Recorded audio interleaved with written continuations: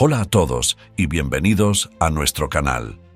En el video de hoy nos sumergiremos en la fascinante historia de los anglosajones, un pueblo que dejó una huella indeleble en la historia de Inglaterra.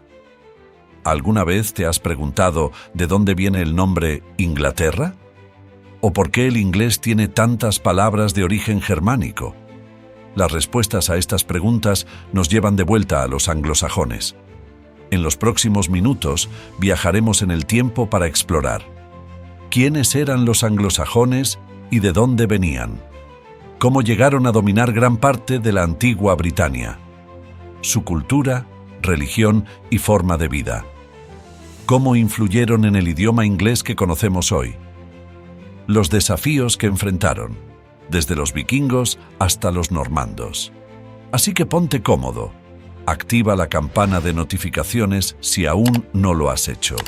Y prepárate para un viaje fascinante a través de 6 siglos de historia anglosajona. Empecemos.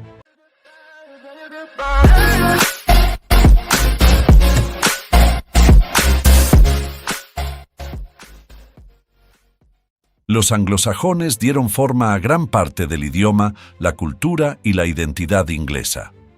Descendientes de una mezcla de pueblos germánicos que emigraron a partes de Gran Bretaña, habitaron y gobernaron territorios en Inglaterra y Gales durante 6 siglos, abarcando desde el 410 hasta el 1066 después de Cristo.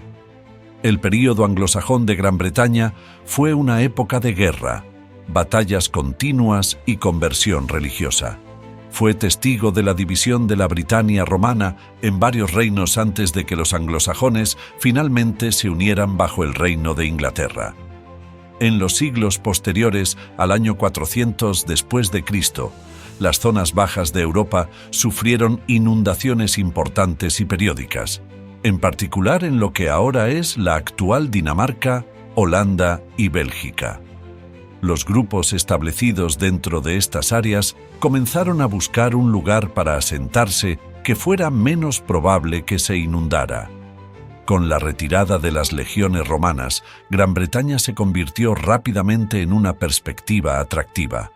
Los mercenarios germánicos ya conocían bien Gran Bretaña, habiendo luchado durante muchos años en el ejército romano como soldados a sueldo. De hecho, algunos incluso fueron empleados para ayudar a proteger la isla contra la invasión. Gran Bretaña experimentó una serie lenta y constante de invasiones de grupos de habla germánica, conocidos como anglos, sajones y jutos. Inicialmente, los pequeños grupos invasores encontraron poca resistencia por parte de los romanos británicos. Sin embargo, a medida que aumentaban las invasiones, los habitantes de Britania comenzaron a contraatacar.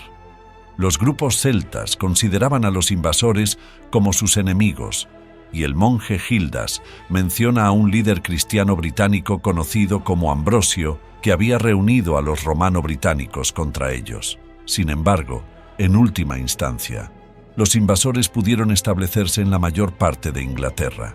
Después del periodo de migración, varios grupos germánicos se establecieron en diferentes áreas de las islas británicas desde alrededor del 650 hasta el 800 después de Cristo. La evidencia apunta hacia la probabilidad de que los anglos, los sajones y los jutos se asentaran originalmente en el este de Inglaterra. Más tarde, probablemente, se movieron hacia el oeste y el norte, hacia el territorio habitado por los británicos. Cumbria y Cornualles siguieron siendo las excepciones y resistieron a los invasores durante mucho más tiempo que otras partes de Inglaterra. De manera similar, Gales conservó su independencia y siguió siendo un bastión británico. Aproximadamente en el año 660 después de Cristo, territorios más pequeños se habían fusionado y se establecieron 7 reinos principales separados. El reino de Kent había sido colonizado predominantemente por los jutos, mientras que los reinos de Mercia, Northumbria y East Anglia estaban ocupados principalmente por los anglos. Los sajones se establecieron principalmente en áreas que se conocieron como los reinos de los sajones del este, los sajones del sur y los sajones del oeste. Los anglosajones mantuvieron una estructura social jerárquica. El rey y los miembros de su familia permanecían en la cima de la sociedad, seguidos de cerca por la nobleza, incluida la élite guerrera y la iglesia. La fusión de áreas tribales más pequeñas en reinos más grandes también brindó la oportunidad a los miembros de la élite de progresar de guerreros a reyes. Los miembros no libres de la sociedad estaban en el otro extremo, y la gran mayoría de la sociedad comprendía al campesinado. A los anglosajones no les gustaron las casas y calles de piedra que dejaron los romanos, por lo que construyeron sus propios pueblos. Buscaron tierras que tuvieran muchos recursos naturales como comida, agua y madera para construir y calentar sus casas, y los bosques de Gran Bretaña tenían todo lo que necesitaban. Rodearon cada aldea con una cerca alta para proteger al ganado de animales salvajes como zorros y lobos, y también para mantener alejados a sus enemigos. Las casas eran pequeñas cabañas de madera con techo de paja. En el interior había una sola habitación. La familia vivía, comía, dormía y socializaba. La casa más grande del pueblo pertenecía al jefe, que era lo suficientemente grande para albergarlo a él y a todos sus guerreros. Era un salón largo con fuego de piedra en el medio, y de sus paredes colgaban trofeos de caza y armaduras de batalla. Sin embargo, no todas las ciudades romanas fueron abandonadas. Algunos jefes se dieron cuenta de que una ciudad amurallada se convertía en una gran fortaleza, por lo que construyeron sus casas de madera dentro de las murallas de ciudades romanas como Londres. Muchas ciudades y pueblos todavía llevan sus nombres anglosajones hoy en día, incluido Inglaterra, que proviene de la palabra sajona Ingleland. Los primeros pueblos anglosajones recibieron el nombre del líder de la tribu para que todos supieran quién estaba a cargo. Si hubieras visitado Reading en la época anglosajona, habrías estado en el pueblo de Reda, siendo Reda el jefe local. Los anglosajones fabricaban su propia ropa con materiales naturales. Los hombres vestían túnicas de manga larga hechas de lana o lino, a menudo decoradas con un patrón. Sus pantalones eran de lana y se sostenían con un cinturón de cuero, del que podían colgar sus herramientas como cuchillos y bolsas. Los zapatos generalmente estaban hechos de cuero. Las mujeres usaban ropa interior de lino o lana y un vestido exterior como un delantal llamado peplos, que se sujetaba a la capa inferior mediante dos broches en los hombros. Los anglosajones hablaban inglés antiguo. Este fue particularmente el caso después de las frecuentes invasiones vikingas que ocurrieron principalmente en el siglo IX. Los manuscritos sobrevivientes como la Crónica anglosajona y el poema épico de Beowulf demuestran que se hablaban dialectos distintos dentro de los diversos reinos de los anglosajones. Los 4 dialectos principales incluían Mercian, hablado en Midlands, Northumbrian, hablado al norte de Humber, Kentish, que se hablaba en Kent, mientras que West Saxon se hablaba en el sur y suroeste de Inglaterra. Ciertos miembros eruditos de la sociedad anglosajona también hablaban varios otros idiomas. Algunos hablaban latín y griego, los idiomas de aprendizaje, mientras que el córnico y el irlandés continuaron hablándose en Cornualles e Irlanda respectivamente. Los anglosajones que se asentaron por primera vez en Inglaterra durante los siglos V y VI trajeron consigo las creencias religiosas paganas de su herencia escandinava germánica. Las excavaciones de los primeros cementerios anglosajones han revelado que probablemente creían en una vida después de la muerte, ya que a veces enterraban a sus muertos con ajuar funerario.